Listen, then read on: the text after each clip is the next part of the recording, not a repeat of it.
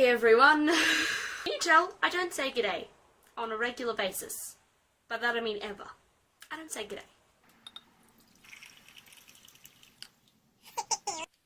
This tea actually tastes like dreams come true. I'm not quite sure whether that's a good thing or a bad thing. It's also really hot. Hello everyone, my name is May, and today I'm going to be doing the Aussie Book Tag. I was not actually tagged for this, but I decided, you know what, I'm just gonna do it anyway, because I watched a few other videos and they said that they tagged anyone who wanted to do it. And I'm someone who wants to do it, so I'm doing it. I also did not make a proper intro to this video because I was too busy drinking tea. So this is a quick retake of an intro to this video. There are 10 questions, so without further ado, I'm just going to get onto it and drink tea. Alrighty, so question number 1 is KOALA, a character you could cuddle all day long. I actually thought about this question a lot, and I was like, Dobby. Could Dobby work? But rethinking it, I was like, you know what, Dobby's a bit too iconic. I'm going to go with something else. And so what I'm actually going to go with is Udi from The Name of the Wind by Patrick Rothfuss. She's like a homeless, slightly crazy person that lives at the university, and I just feel like she needs a hug. Like, she's just lonely and a little bit crazy, but beautifully. I just feel like she needs a hug. So I'm gonna go with Udi from The Name of the Wind. I really hope I'm pronouncing her name right, but I've heard so many different pronunciations that I'm just going with it. Question 2, VEGEMITE. A book which you love but everybody else seems to hate. I couldn't think of a book which I love and everybody else hates, given I tend to be quite picky about the books that I read. I've gone with City of Bones, but there are also lots of people out there that love City of Bones. Like, I think my brothers, like lots of my family that I like talk about reading with, they would be like, City of Bones, what? Because lots of them don't read much YA. But I know lots of the booktube community all love the Mortal Instruments series, so that's okay. So the book that I actually ended up going with was one which I feel like not enough people in the booktube community have read, and that is Skullduggery Pleasant by Derek Landy. I love this series, and it's not that people hate it, but I feel like it's just not represented enough, and it's such a cool idea. I love the way it's written. I love the way it builds on itself, because each book is a year, and I like the way you get to see the character development and the way everyone grows up and learns to be awesome and badass rather than just going, cool, you're badass now, what? They actually just slowly learn like the way normal people do. It's great. Question 3, SOCCEROOS, which I'm not much of a sporty person, but I still know what the SOCCEROOS are, I think. And that is favourite fictional squad. The Harry Potter crew, because they are basically like, you know, they are squad goals right there. But also, my other one that I like is Lockwood & Co. Everything is falling down! This was a bad idea! Lockwood, George and Lucy are just an amazing crew, and I love them. And Holly, when you get there in the series, is really cool too. Question 4, Southern Cross, the last book that you gave 5 stars to. This for me is a book that I finished 2 days ago and that is The Gathering of Shadows by V.E. Schwab.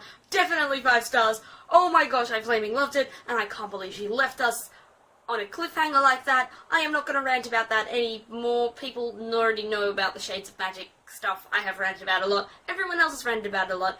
If you have not read the Shades of Magic trilogy by V.E. Schwab, or started it, given I haven't finished it either, but if you have not started it, you need to pick up A Darker Shade of Magic.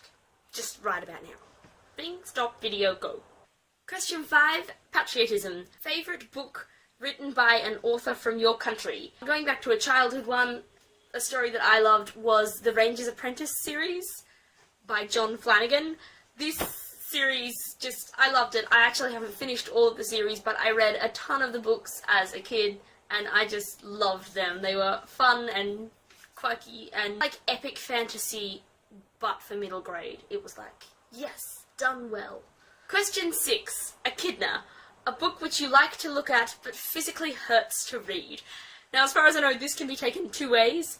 Either the writing is really bad, so it physically hurts to read, or it's really, really sad and it physically hurts to read. I'm actually going to take the first option. I see lots of people take the second one. I'm going to take the first option and actually go with Throne of Glass by Sarah J. Maas. I actually haven't finished Throne of Glass by Sarah J. Maas. I would like to finish it. I almost got to the end. But the writing... Well, I don't want to be a hater, but I was not jumping up and down in happiness about that writing. And I understand that definitely she wrote that when she was very young, and her writing style and ability to write would only get better with the amount of books that she writes. And I know she's written a lot of books now, so she's probably fairly good at writing. But this is part of the reason why I've been a bit hesitant to pick up A Court of Thorns and Roses, because I was a bit hesitant about Throne of Glass. Don't hate me. Question 7, Ned Kelly. A book that is really grim but an iconic must-read. I'm really gonna hark back to a book which I read with my mum as like an educational book, I think, originally, and that was Picnic at Hanging Rock by Joan Lindsay. This book, as far as I know, was turned into a movie as well, which I've also seen, and the music, just saying, sticks with you. You're like, ooh.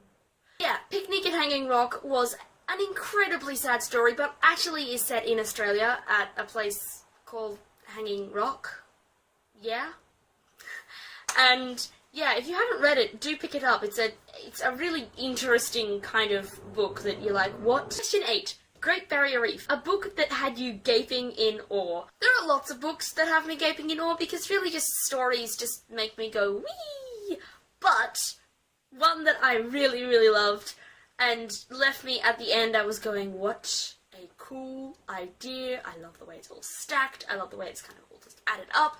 And that was Red Rising by Pierce Brown. I really loved Red Rising by Pierce Brown. And I'm really frustrated I don't have any of these books right on hand, but what can I do?